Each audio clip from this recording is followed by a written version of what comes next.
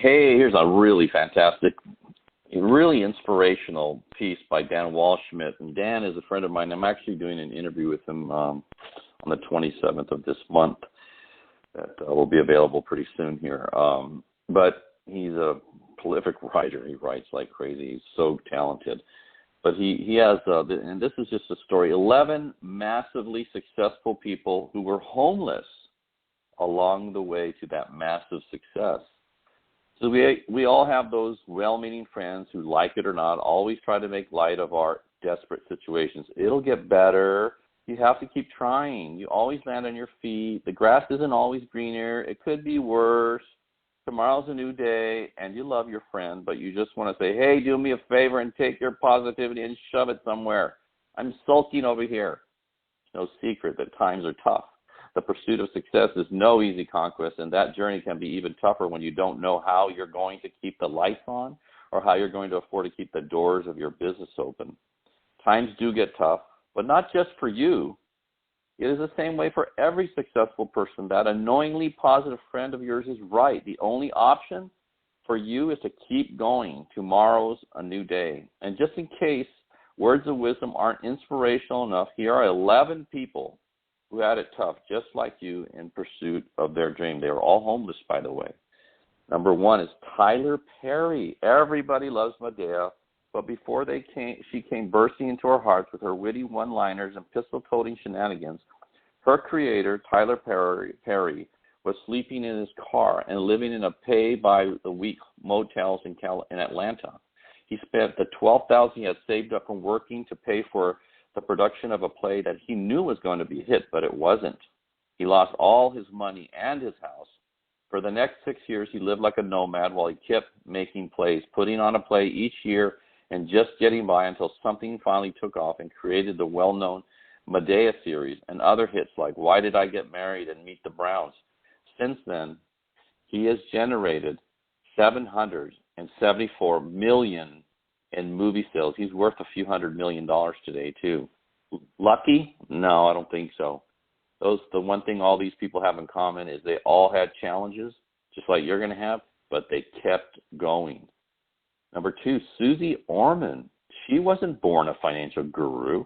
Susie Orman worked her way up from the ground up, just like the majority of us have to. After college, when she decided to move from Chicago to Berkeley, California, the cost of living was more than she could pay, considering she moved to Berkeley with her van, but no plan. Caught in traffic one day, she got out to inquire about the mess and ended up getting back into her van with a job. She would live in the van for a few months while she and a friend saved enough money to get a place. Within 10 years of moving to California, Susie Orman was a vice president of investments at Prudential Beige Securities. And just a few years later, she started her own investment company. Her financial companies are currently worth over $35 million now. And she's giving financial advice to all kinds of people, even though she, at one point, was homeless. Number three, John Paul DeJoria. He's the founder and CEO of John Paul Mitchell Products. Patron Tequila was not always a billionaire. He went through rough times like a regular person. Having divorced his wife, he found himself living in his car and frequenting restaurants that specialize in 99-cent meals just to be able to eat for the day. When he decided to partner with the late Paul Mitchell, they were quickly heartbroken when their $1 million investor backed out at the last minute, believing in their product so much the two invested the last $700 they had to buy product for their company. The investment paid off in billions of dollars. Today, John Paul DeJoria never has to worry about not being able to pay his bills. He's got plenty left over for the 150 charities he donates to annually. J.K. Rowling. Everybody knows who J.K. Rowling is, right? Single parenting and living in a tiny apartment with no real job, J.K. Rowling found herself living on public assistance and contemplating suicide from the depression that hovered over her daily.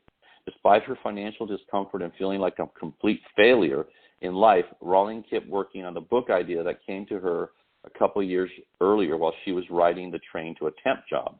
After finishing the book, having to scrounge for pennies and meals while she wrote it, J.K. Rowling sold Harry Potter and the Philosopher's Stone.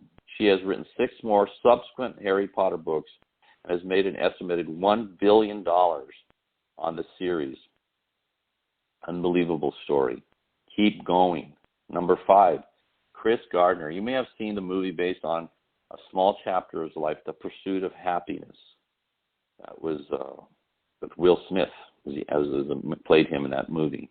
Before Chris became the self-made millionaire he is today, he spent many nights on the streets and in the local homeless shelter with his 3-year-old son, not knowing how he would feed his son dinner. Thankfully, his son had eaten at the daycare he was barely able to afford. One day, he saw a man driving an expensive Ferrari and asked him a few questions that ultimately landed him an entry-level position at a financial company.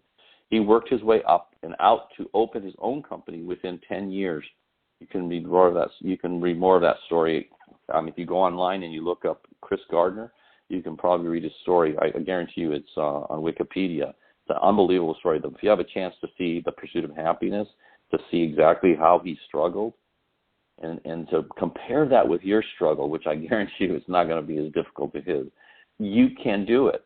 Number 6, Jewel, the singer, right? Making her musical debut in 1995, Jewel was one of the first artists to be vocal about having lived on the streets. She lived in her car for the year prior to her big break. She was also very vocal about why. She got fired from her job for refusing to sleep with the boss. That's part of the Me Too movement, huh? After getting fired, Jewel decided that she would rely on what she loved, and she started singing at a local coffee shop and gaining quite a local following. Jewel made and released an album which quickly gained her 3 spots on the top 100 Billboard charts and made her a millionaire. Keep going. Number 7, James Cameron. While directing a very low-budget horror film in Italy, James Cameron came down with an illness and came up with an idea for a screenplay. Thanks to a few feverish nightmares while ill, after the film flopped, Cameron found himself back home in the United States with no home to call his own. He couch surfed with friends and slept in his car while he was fleshing out the sci-fi feature that he would eventually sell for a meager $1 just so he could direct it. The film Terminator ended up grossing $78 million. He would go on to create a $6 billion movie portfolio, one of the most successful directors in Hollywood history. Keep going. Number 8, Oprah Winfrey. Oprah Winfrey spent her whole life in poverty. She was born to a teenage mother who couldn't provide for her financially, so she lived with her grandmother, who was also poor and could not afford to dress Oprah at times. She would have to wear a potato sack dresses.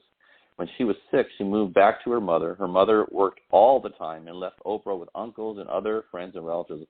By the age of 9, Oprah had been molested by more than one caretaker while still barely being provided for.